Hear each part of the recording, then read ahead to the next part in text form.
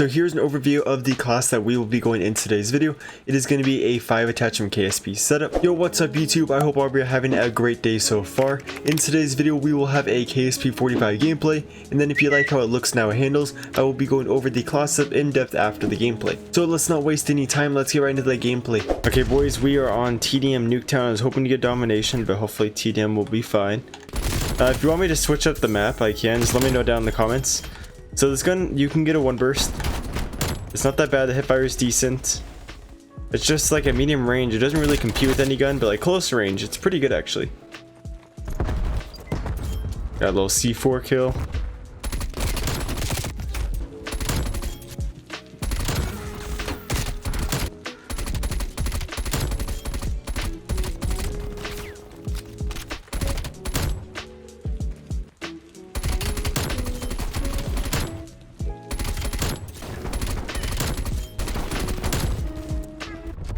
No, why did I do that? Dude, all I get is fucking TDM. That's all I get.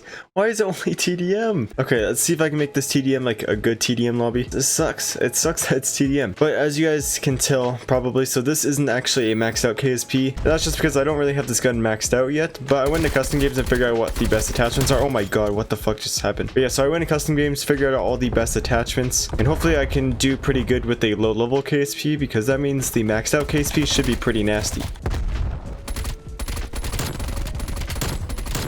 Okay, I'll take it, I'll take it. So the KSP is like really good at close range because you can get that one burst kill, which is nice. And for some reason the hipfire feels really good.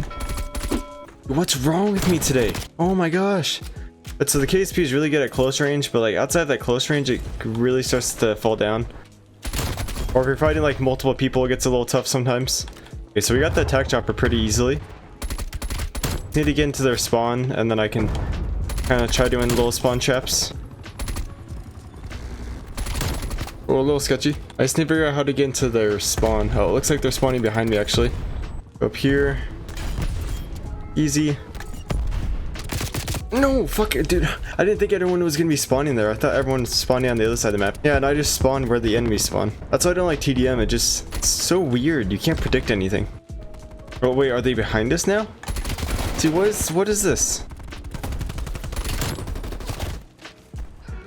The one bursts are so satisfying though, especially when you walk up on a ton of people. So again, this gun is like, it's good. Not the best, but it's good. Maybe it could get like a damage range buff, because it just does not do any work at range. So they're spawning over here now? Like, I literally don't know where they're at.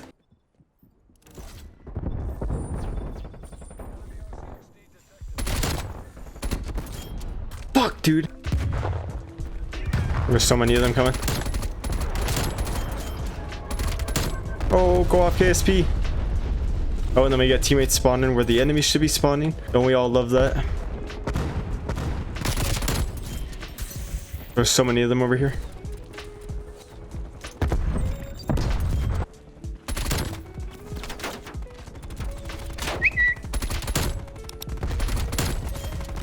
These spawns are so whack. I just got scared.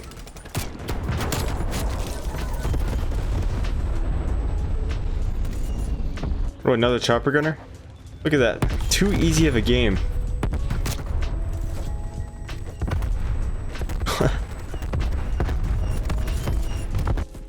Oh my god, that was such an easy game. Oh my gosh. Bless this lobby. 43-4 in a TDM? No way. Like, yes, they're not the best players, but 43 on TDM? That's pretty nice. On TDM. I don't know how this was played the game. There's literally nothing cool in here. It was like a triple kill. I'll take that though. 43-4. I might do another game.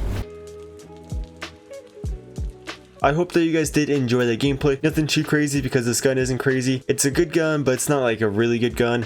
I would say it's like a mediocre gun. With this class setup, it might be a good gun, but just in general, it's a mediocre gun. But so anyways, this is the class I was using in the video. So obviously for the primary, it's going to be the KSP. Secondary is going to be the Gallo. For the tactical, I was doing stim shot. Lethal is going to be C4. Field upgrade is going to be the field mic. The perks is going to be tactical mask, flak jacket, scavenger, gearhead, ninja, and ghost. And then obviously for the wildcard, we are doing perk read. And in my opinion, this is the best wildcard wildcard to do. You could do the 8 attachment KSP and make it really nasty, but I just think having 6 perks is way more valuable than having 8 attachments. But anyways, for the loadout, so I wasn't running an optic on this gun. I think the iron sights aren't the best, but they're not so bad that we need an optic, and I would rather have an extra attachment because the gun isn't the best, so it's nice to have the extra attachment rather than an optic. So if you can do good without an optic, I wouldn't run an optic. Next up, for the barrel, you want to do the 10.5 inch reinforced heavy. This is just so you get 80% more bullet velocity, so the bullets are going to reach the enemies faster. It's going to make this gun feel way more responsive, and then on top of that, we get 18% to our effective damage range, which is going to be very helpful at those longer distance fights. We are going to lose a little bit of our sprint movement speed and our aim walking movement speed, but that is okay because this is an SMG and you're naturally pretty mobile with the SMGs. Next up, for the underbarrel, so you want to do the field agent foregrip. This is just going to help you control the recoil a lot more, 6% to your vertical and 20% to your horizontal. So since this gun is a burst, you don't want really any recoil, because the less recoil, the tighter your bullets are going to be shot out at the enemy. So for example, on the KSP, if you don't have the best recoil control on it and you aim for someone's head, one bullet's going to hit here, one might hit their head, and then the third one's going to miss for sure. But if you have lots of recoil control on this gun, all the bullets are going to stay right on the head. Say even with this class you feel like there's still a decent amount of recoil,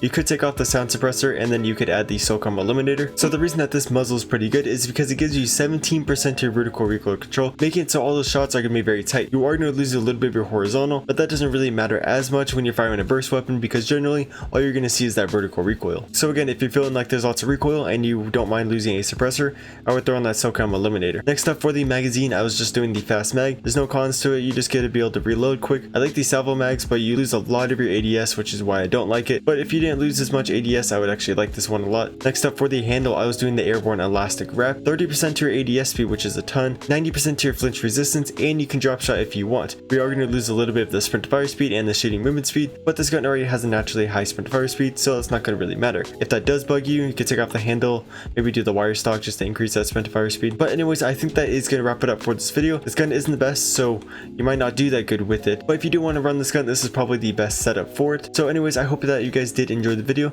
Hope all of you have a great rest of your day, and I'll hopefully see you in my next video.